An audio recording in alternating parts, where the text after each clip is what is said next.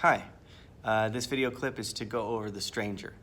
Now, you can ask Mr. Wood questions about the stranger, of course, but I thought I'd give my own little description of it so that you can hear it from me. Now, I got this from another teacher as well, and so it's from another psych teacher from an AP Psych group sharing ideas. And what I like about it is it gets you outside of your comfort zone. And it starts you to think about other people in a psychological way. This is not to judge people or to be negative. It's to merely describe their actions and behavior, to be as authentic as possible, use humility and objectivity.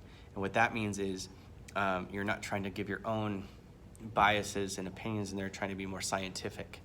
And so these actions are what they did. This is what they wore. This is what they said. And not necessarily what they meant by what they wore or said. But you're supposed to try to give your own description of what you think about their actions as well, but trying to maintain objectivity. My warning is just that you don't become too negative about the other person you're observing, and it becomes kind of seems like you're being overly critical of them.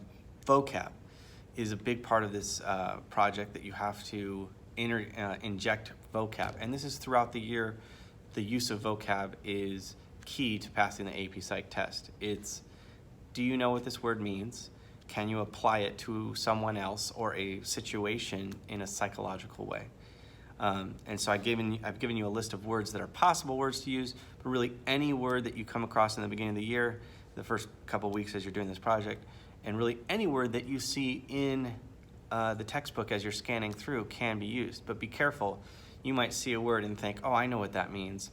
And then your knowledge of the meaning of the word might be correct, but not in the context of the psychological way that it's being described in that chapter.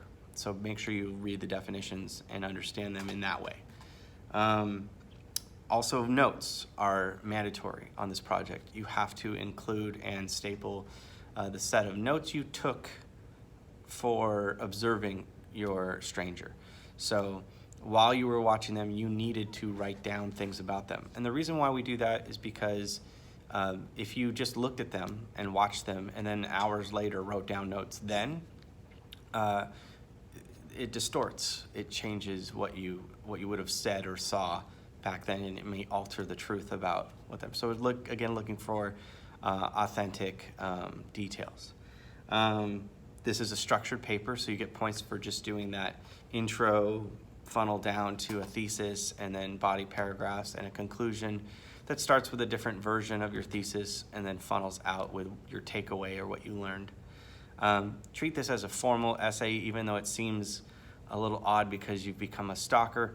Instead of stalker, though, to maybe think of it more of like a private investigator or observer in a psychological standpoint.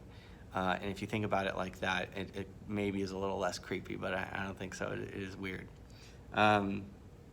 Underline each term. It's very important that we see these are the words that you feel are vocab terms that should give you points, and you've got to do at least 5 words to get the full credit here on the vocab applications. I think that's it. Again, if you have more questions, talk to Mr. Wood. If you still have questions, you can email me on School Loop and reach me that way.